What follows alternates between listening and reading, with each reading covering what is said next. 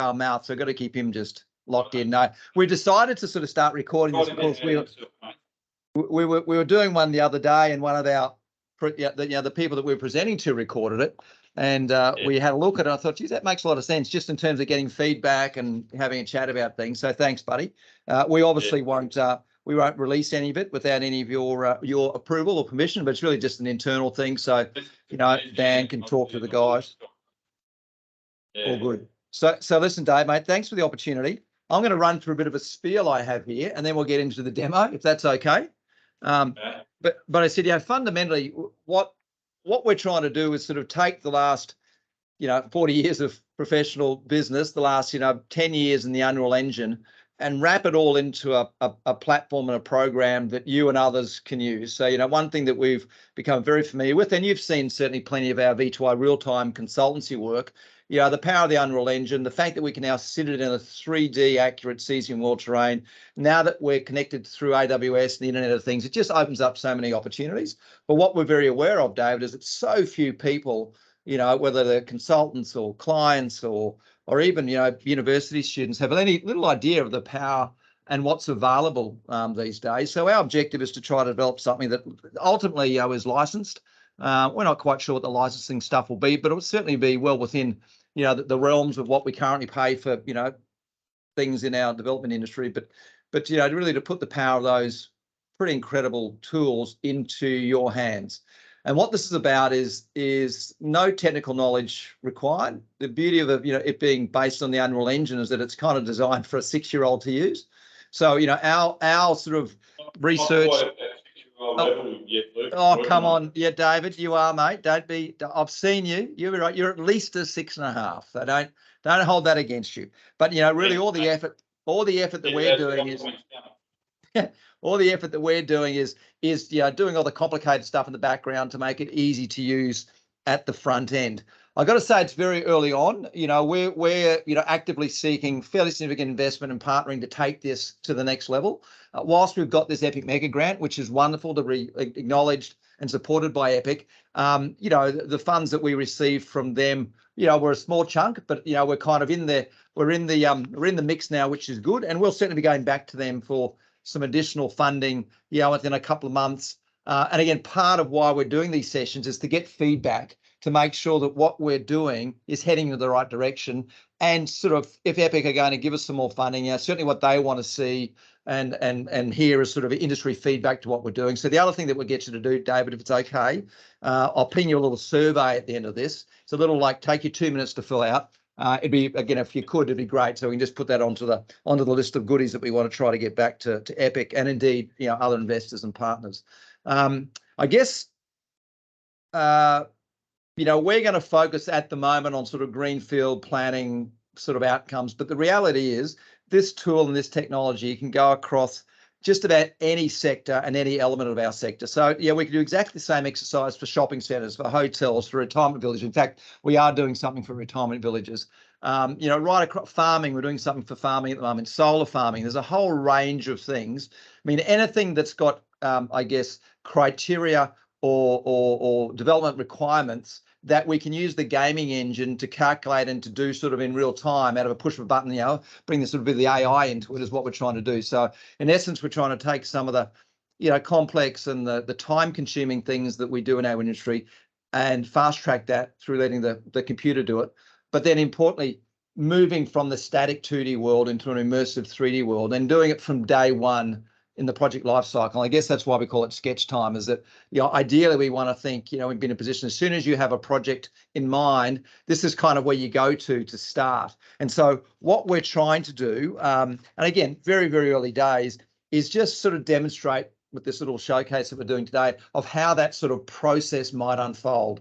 The other thing that we've realized as we've delved into this journey, David, is how much data is available in the public realm, but is very poorly accessed.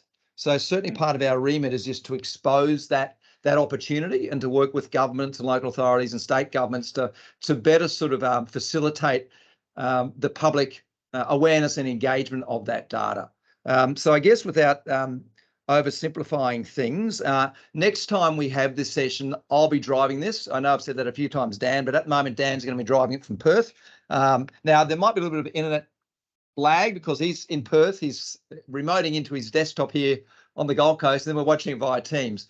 But the reality is, this is all web-based virtual collaboration. So our remit is that you can be sitting in your office, you can have your consultant or your other staff member in Gladstone, one in Perth, one in New York. You're all logged into this virtual environment, and you can eventually run it on your phone, run it on your iPad, etc., etc. So it's a pretty cool sort of little world we think we're playing in.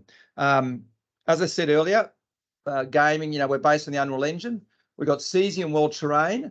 So the Cesium World Terrain, and I don't know when we last got together, but Cesium's fairly new to us in the last couple of years, where think Google Street View, but in an open source environment where we can add and do things to. So Cesium is a globally, global spatially accurate world. Anywhere in the world we can go. Dan, we might as well just jump around and do a bit of that. Let's just go over to New York. So just think Google, if you like, and we're now tapping into all the Google APIs. So again, this is the beautiful thing with the Internet of Things and the fact that we're running off the internet. We can tap into Google, and whilst this isn't Google, we can tap into all the Google sort of knowledge and APIs and search stuff. So where have you gone, Dan? New York.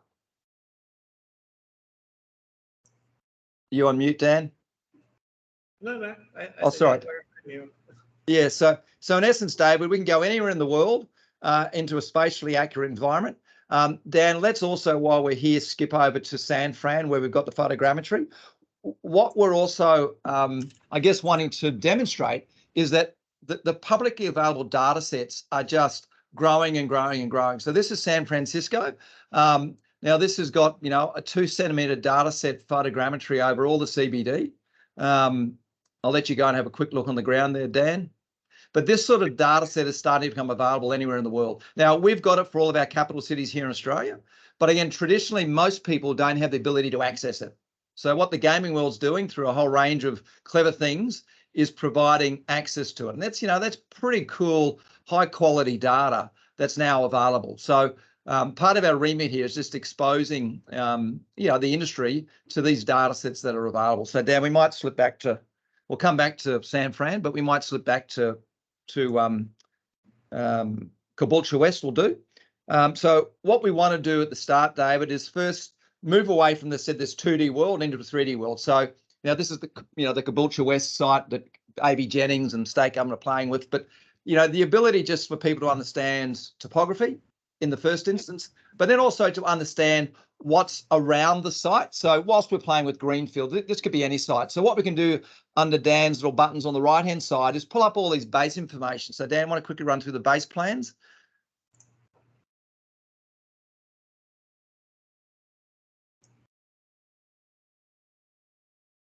So again, it's just lighting up via the internet. But again, so that's all your typical sort of Google, plan overlays and all the data you get. But it all just gets accessed by a push of a button in this 3D space. Our big journey here, Dave, is moving from 2D to 3D. We're talking about moving from 2D pain to 3D pleasure.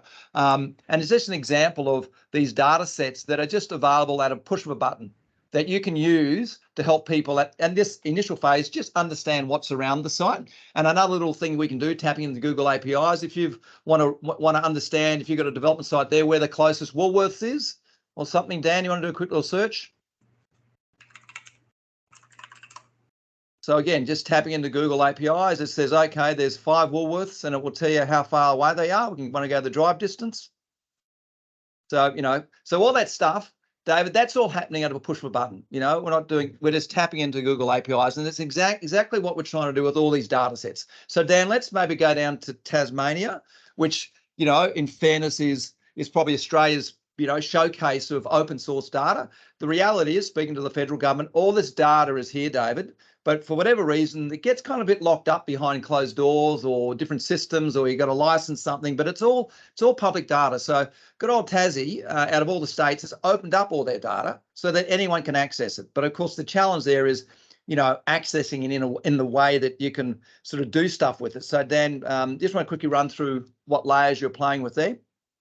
Yes. Is that recently? Because I tried to get info from Hobart years ago, and and they were very antiquated. So this all must be pretty new, is it? Yeah, listen, to be honest, mate, I don't know. But what we do know from speaking to the feds is that there's an absolute push to get sort of open data out there.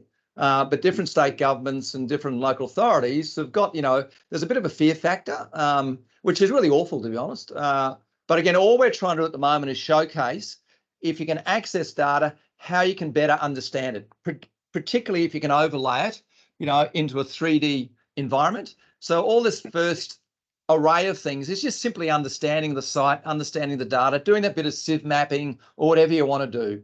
And the whole idea, Dave, is to do all this in real time, do it very quickly so clients can understand, or consultants or even the general public can understand what, what's what and why things are influenced by topography, I guess, is another really simple thing too, because the beauty of this, it's all layered over this spatially accurate.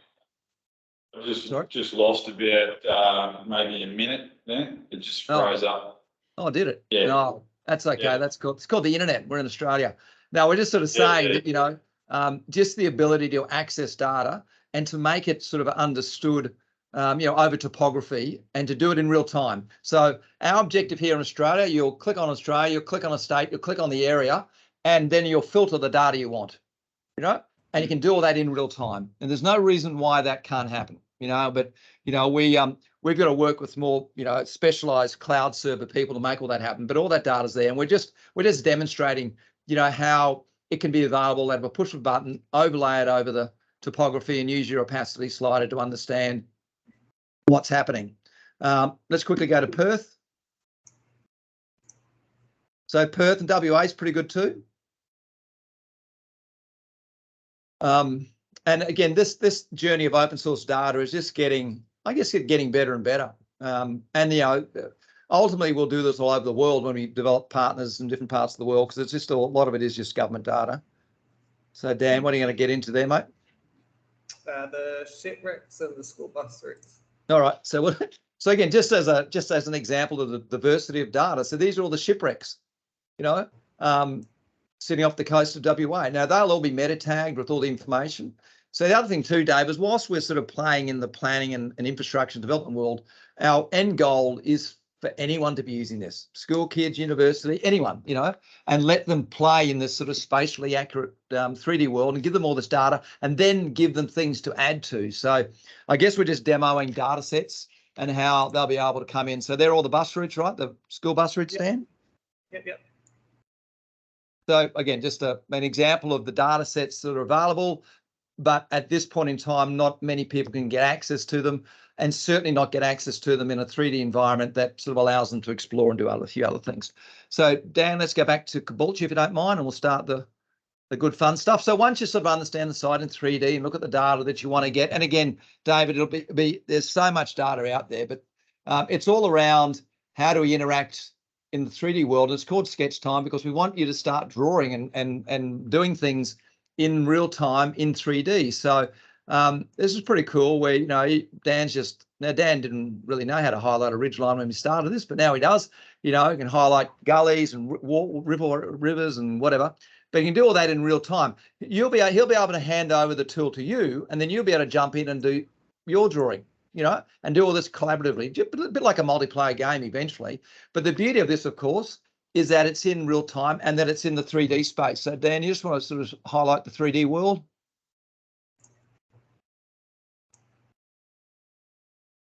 So, all we're trying to do, David, is help people understand. So go back to 2D now, Dan, that they can understand something in 3D, but that when it's printed out or when it goes to report, there's a closer understanding of what it all means in the real world. And, we can get down to any layer, any level, and sort of do all that sort of broad sketch time stuff. We're talking to TMR at the moment, even doing their broad brush sort of infrastructure planning, which we'll get to in a moment. So at any scale, why don't we go up to Caboolture, Dan, up to photogrammetry world?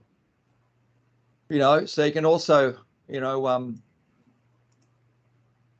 so the data sets, we've now, all the capital cities have these photogrammetry data sets now. So maybe rather than doing it on the building, Dan, just do it on the road or something, because it looks a bit weird when you draw on a building. It looks like it doing some graffiti. But just be able then to draw, yeah, in the real world, yeah, in a spatially accurate world, and sort of talk about pedestrian flows or whatever, Dave. I'm not sure what you want to do, but yeah, the ability to interact in the real world's pretty cool. And then we're going to have all these little planning icons. So Dan, why don't you grab a few planning icons? And again, we'll develop hundreds of these. We're just at the starting point. Planning icons. So we'll have all our stars and our stripes and our widgets and whatever. All these are geo-referenced, Dave. So they've all got spatially accurate geo-reference to it. So what you'll do, once you've done the drawing, you can then export this into a CAD or SketchUp or something, you know. So all those sort of broad brush sort of, planning icons we'll develop. What are you doing there, Danny? Maybe it's an awkward space to put some of these. And you'll be able to scale these and do a whole lot of things. Cool. What have you done there? Geez. So what's that, Dan? That's just the 100-meter volume. That's 100. That's in case you want to put a big 10 stories Bunnings in there.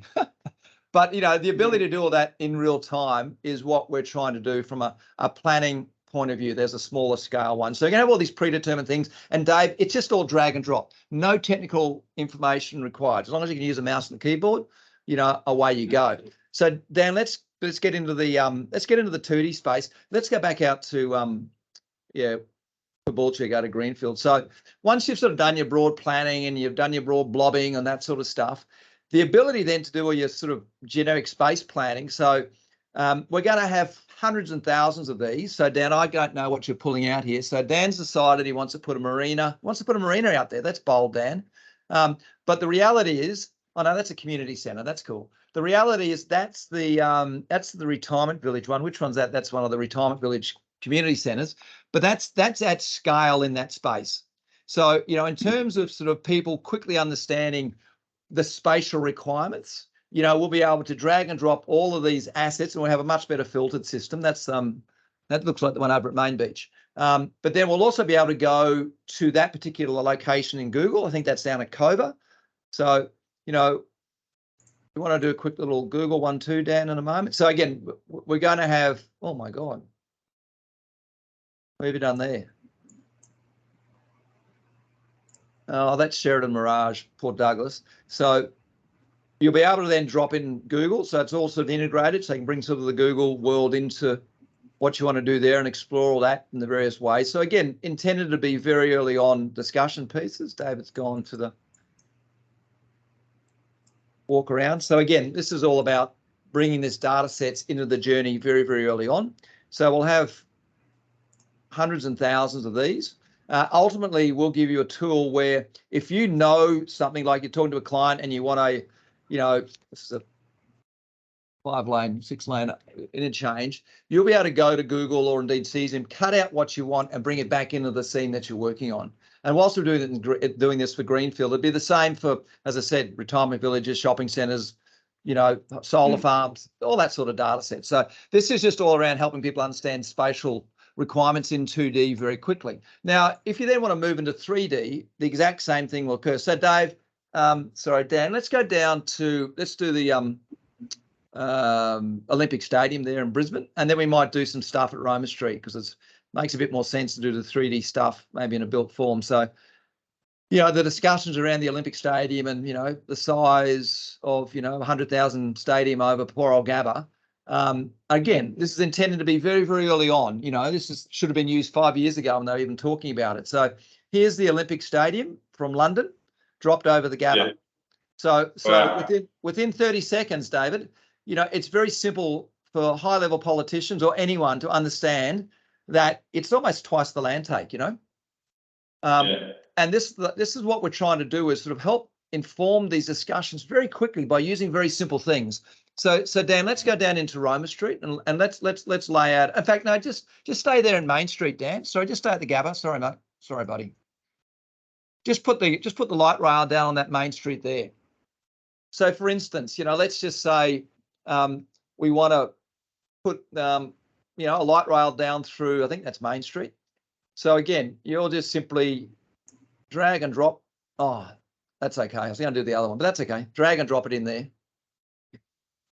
So just go down to the ground, Dave, Dan. So there's, you know, crudely the light rail corridor sitting in that environment, right, in terms of the land take. Let's then put the stations in. I'll put a station in, if that's okay, Dan.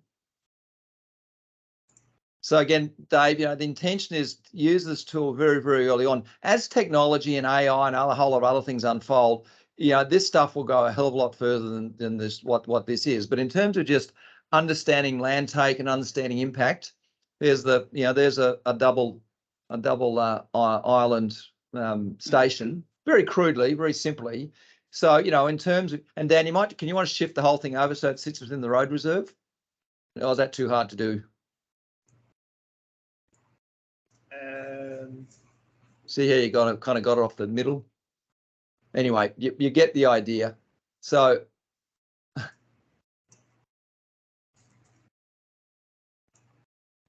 can you drag across the bottom rail, or do you have to redo that? Oh, that's cool. Oh yeah, there we go. So again, Dave, all this is happening in Palm Beach, Lee. Say that again. Let's do this through Palm Beach. Yeah, exactly. Yeah. So again, there's something. So Dan, let's just go down and put some trees there and have a bit of fun while we're there, please. But again, the whole concept is, anyone can do this. Let's just plant out some trees. So again, we'll have, hundreds and thousands of these assets. So you're aware of Canva, the 2D program? No, mate, you overestimate my knowledge. That's okay. That's all right. That's good. But it's true. So we're just going to have all these assets that you can drag and drop. And so the whole idea is that within 10, 15 minutes, you've mocked up this concept of a light rail station with trams and whatever sitting in that environment. Oh, there's some floating people, but we can pull those people down. That's a little tricky little thing. We'll get rid of them. So are they in the scene, Dan? Are they? Are they in the Are they in the station scene? Yeah, I just added them into the station. So again, very quickly there you've got, now again, this just rolls over the existing topography. It's not geared up to sort of get into that level of detail. So it's interesting why there's a bump there, but anyway, that's okay. It's probably sitting over a car or something. But the whole idea is that there'll be 100 of these assets, 1,000 of these assets that you can drag and drop into the scene very quickly. And so we're talking with RPS the other week, and they had a client in Melbourne that was putting a roof garden. So Dan, let's just do a little roof garden on this building on the right here. If you can.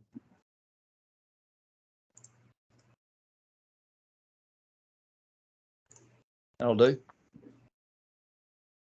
Not sure what you're going to. And I've got to say too, we're changing this user interface. So at the moment, one of the challenges is, we're going to get little icons to show us the size of the trees, because those trees might be a little bit big. But the interesting thing is that you can then go down to the ground or go to the street, have a look at that visual impact, or importantly, look at the view and vistas you get from your rooftop garden. But to do all this sort of in real time is what we're trying to do. Yeah. And so people, cars, and then Dave, you'll also have buildings. You'll have every sort of building that you can possibly think of: high-rise, mid-rise, Coles, Woolworths, Bunnings, whatever. The ability to sort of drag and drop that stuff into the space very, very, very, very quickly is what it's all about. Dan, do you want to just show the icons where we've got the little, is it the people that have your little thumbnails to show? So this is where we'll go eventually, where you roll over whatever asset you want so you can see it, and then you can drag and drop it in, so that's where we're going with the user interface eventually, which is kind of cool. This is all going to load up and give you a variety of people to do what you want to do. So Dan, you want to go to some of the planning tools, maybe back out to some greenfield stuff. So we're going to, again, develop all these little planning tools and widgets. And Dave, at the appropriate time, I'd love to just have a coffee with you and say, mate, give me a list of widgets that you'd like that's going to make your life easier, and we'll develop them. So there's walkable catchments that you can, Dan, you might just show how you can modify that. So we're just going to have, you know, all these little things that you can pop in there and do what you want to do. We're going to have little grid tools where you can sort of set your own grid up, whether it's a kilometre or 10 metres or 1 metre or whatever, and use that as a, you know, an opportunity to sketch over or help people understand scale. An opportunity at the moment would be the whole review of the South East Queensland Regional Plan. Absolutely. So in fact, by land that's not vegetated, not flood affected, accessible, that type of stuff, and then maybe drop some higher density images on there just to see sort of what yield you could get out of it, that type of thing. So we'll show. Let's do the yield plan. Let's do the area plan first, Dan. The lot tool. So again, Dave, this is a example of the sort of stuff. Like I said, there's I said I'd love to just have a chat and just get a whole list of things we do. So you take a block of land, it gives you the area count, and then you can, through your calculator, you work out lots per hectare or average. So let's do lots per hectare, Dan. Oh, okay, maybe do it that way. So what have you done there? Sorry. 20 lots per hectare. Yeah, okay, that's not many, but that's okay. Actually, no, that's sorry, 20 lots per hectare, and then you can put, sales price, cost, and then you can. But David, there's going to be so many of these little tools and widgets. So I said I just got to wrap my head around. So this one here, you can look at the efficiency. It might be, geez, you've got 85%. That's pretty good. But the average width, and then that tells you how many lots you can get. All those sorts of things that you can just do out of a push of a button. So let's then take that away and let's do the volume tool now, Dan, which is really a massing tool. So just let's do this at a smaller area. Don't go crazy. So zoom in maybe, Dan. So that's, how big is that area? That's 2,000. That is 33,500 meters squared. So that's with a 1-story building, right? I just can't read it. Yeah. So what you're able to do here is then pump that up to 2 stories, or you can change the roof height, and it automatically gives you the GFA. It's a big floor plate. But then what you can go is, and you can change colours. So like, we can look at, if you're doing sort of density, you can do different colours to identify different areas. And then we can go into the cost calculator. This is all pretty much work in progress, but we can put an efficiency scale in there, set of 70%.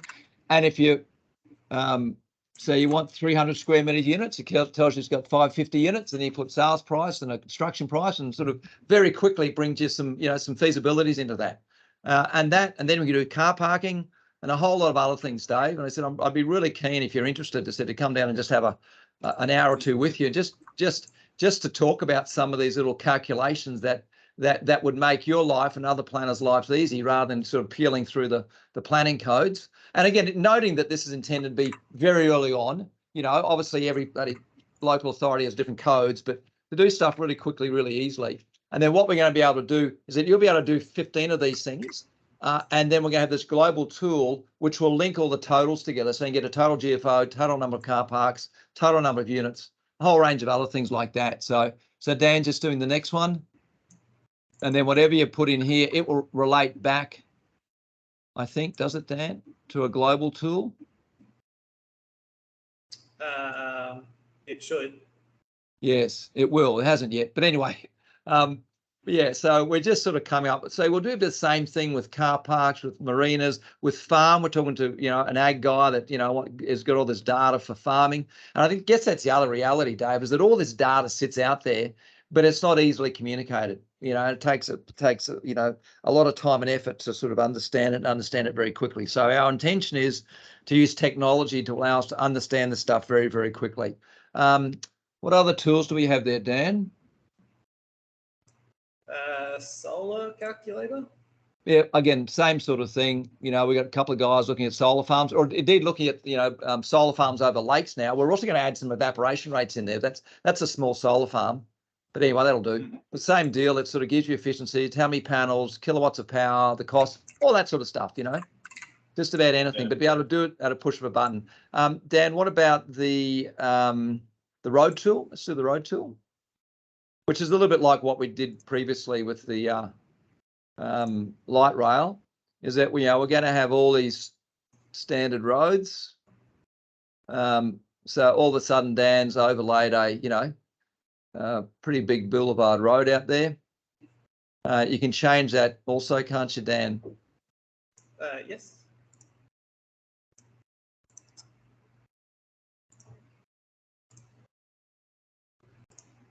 And so again, we'll have intersections, we'll have roundabouts, we'll have all those sorts of things that, you can just sort of drop into a space. And eventually these tools will, when Dan brings that intersection in, it'll form the intersection for us.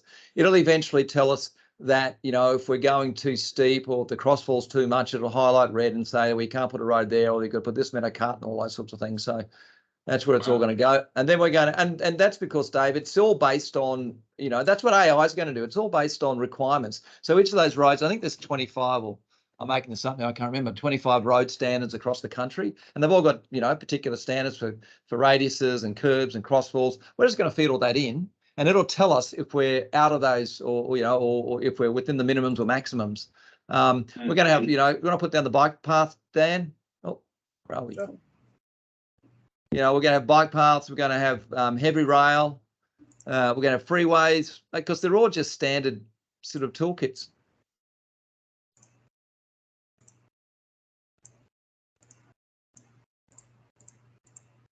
I had a good session with Matt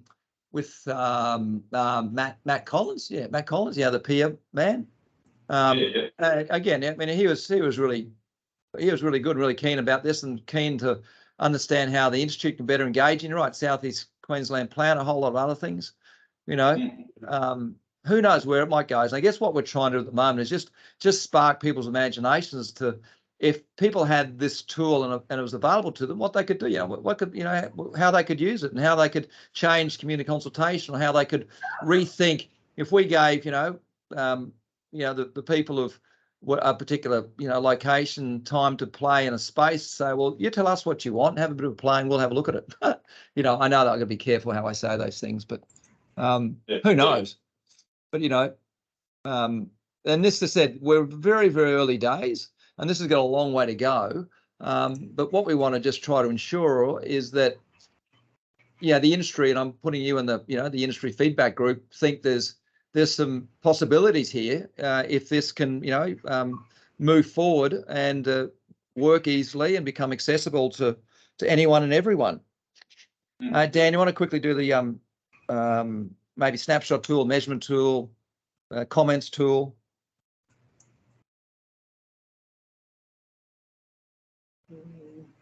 Oh, almost froze. So I think these ones you've previously seen, Dave, with all of our standard V2i stuff, where you can measure things, you can do radiuses, you can do all that sort of stuff in real time. You can take snapshots, you can provide commentary, all these little things we just want to put into the hands of anyone, then just taking a snapshot, you can email that out straight away, etc., etc. All this, as I said, you'll be able to export anything you've drawn back into AutoCAD, into SketchUp, into other platforms. We're all about open source and open architecture. We're not about sort of, trying to tie anything up. We're following the same sort of open source journey, I suppose, that Epic are doing, that Cesium are doing, to really sort of allow people to do whatever they want with this stuff and integrate what they want and export what they want. So these are all geo-reference tags, so and we'll be able to start a conversation here, so you'll be able to log back in, see what Dan said, add to the conversation, do a whole lot of other things. Just going through my notes here, Dan. Do you want to quickly we don't have this yet, but I think what we should do too, Dan, is just pull up some of the the point cloud data like we've got down at Appen. But I know we've just got the LiDAR data here, haven't we? Yeah, we only have the LiDAR. Yeah, but we should, let's bring up that point cloud stuff as an example. But again, there's LiDAR data available across the whole country at 1 meter, point cloud data that's just freely available. It's just most people can't access it, Now, whilst we're out in the trees here, it's also the same for the cities and for the buildings and all those sorts of things. So just another example of how data can be accessed.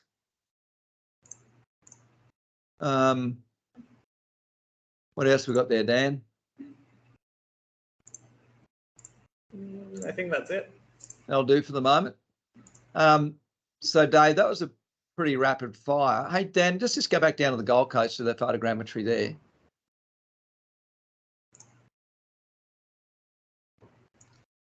There we go.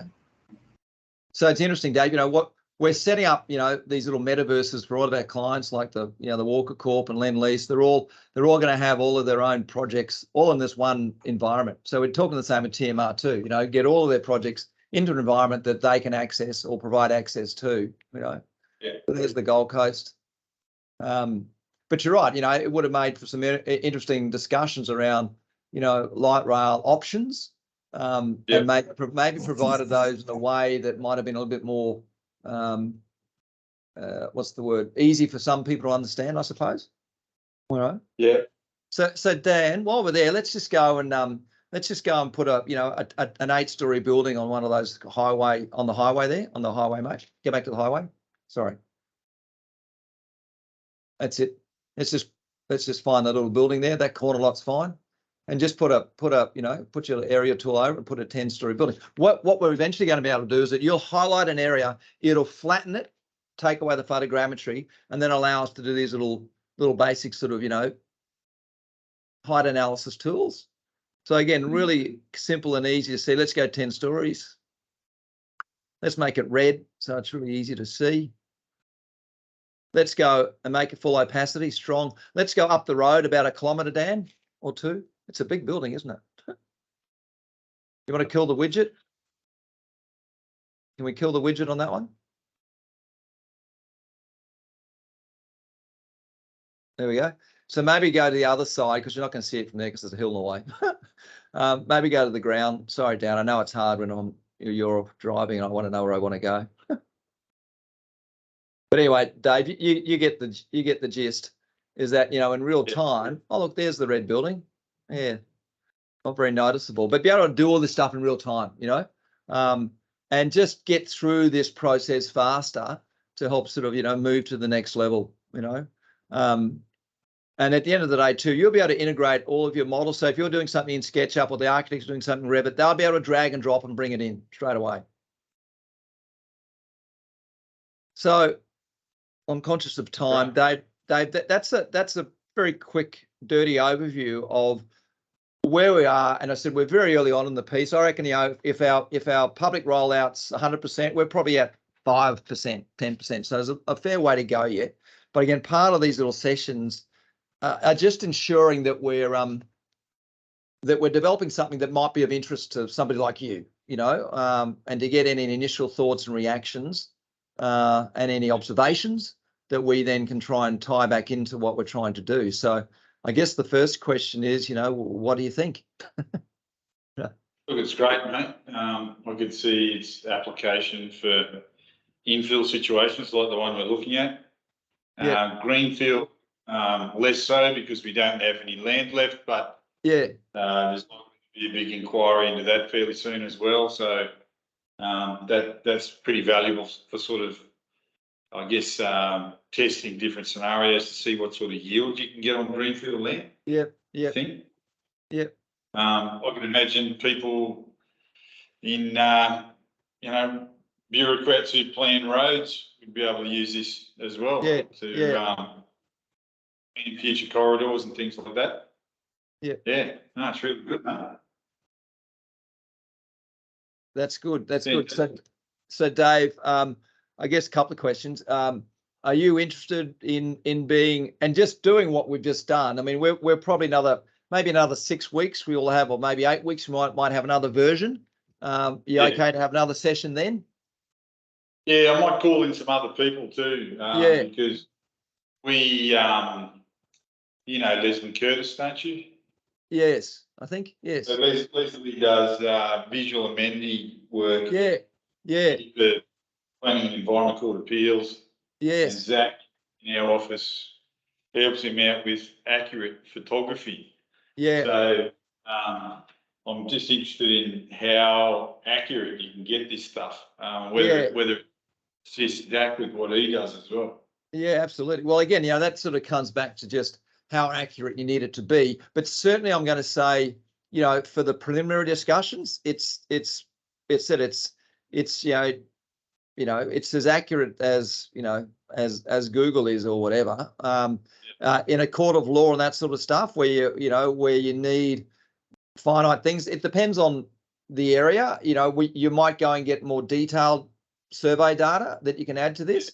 But in terms of doing the initial preliminary stuff, how's that tower in New York, right? We looked at this the other day. It's what is it, 8 meters wide and 15 meters long? Nice, isn't it? Yeah. There you go, 13 meters wide. Look how high it is. Yeah. Hey, Dan, just a quick one. Yeah, who knows? Just a quick one, Dan. Let's go to Everest and then go to your favourite Whitehorse to finish off. And again, I said at the start, David, my end goal is not just to limit this to the planning and development industry, but really to open it up to schools, universities, and give them all these assets. So, you know, let's just go to, we're going to go to Everest. I thought we were going to go to Mount Everest nails there for a second. Yeah. There we go.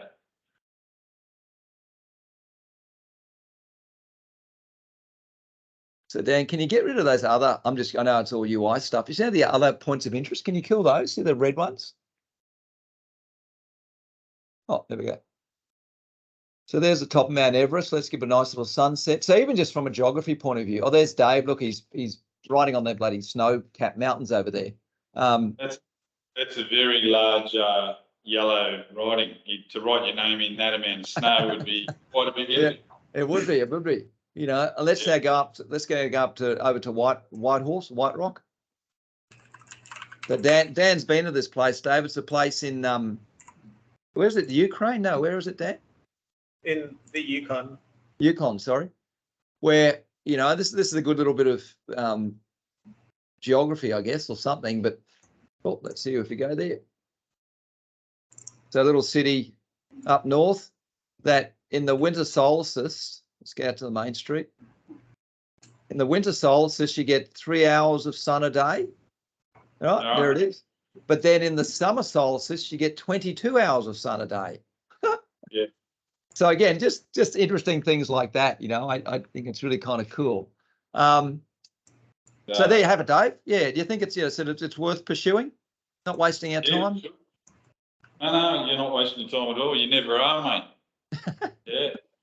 Thanks, Dave. And listen, I said on a sort of not necessarily on, well, it's sort of on this matter.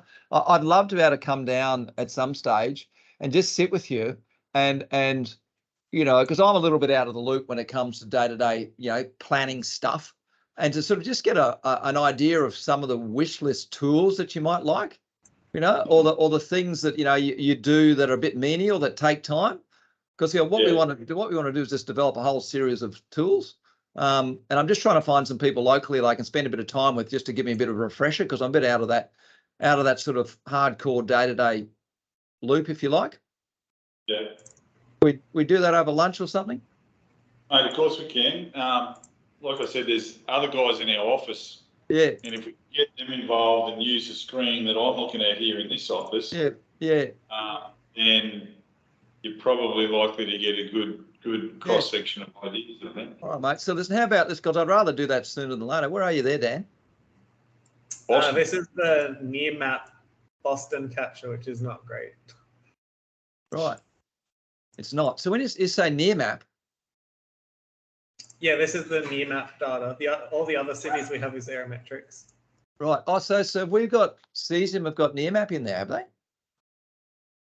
Yeah, near map Boston was one of the first ones that they had access to. Yeah, you're right. No, that's not great. Anyway, but I guess what we're saying, Dave, is all this data is becoming.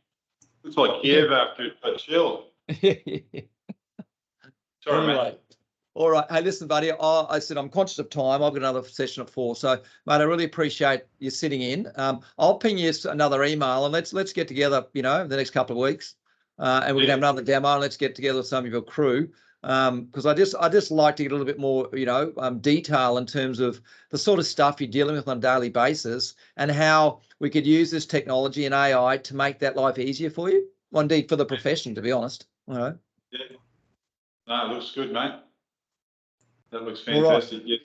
Yes. How about you send me just some dates that suit you and we'll work it out from there. Yeah, no, I appreciate it. So here's Dan again, you know, just drawing on you know on the pavement, you know, in the middle of wherever you are.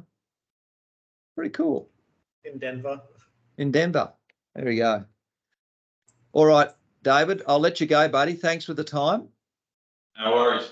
And we'll talk soon. Okay, mate. Thanks, buddy. Thanks, Dan. I don't think thanks, buddy, mate. We'll talk soon. Appreciate it. Dan, I don't think I need you for demo session. Okay, sure. But you might just stay and be on standby if that's okay. Okay, yeah, sure, no worries. See you, Dave. Thanks, mate. Yeah. Bye. See ya. And just send us the recording again. Thanks. Oh.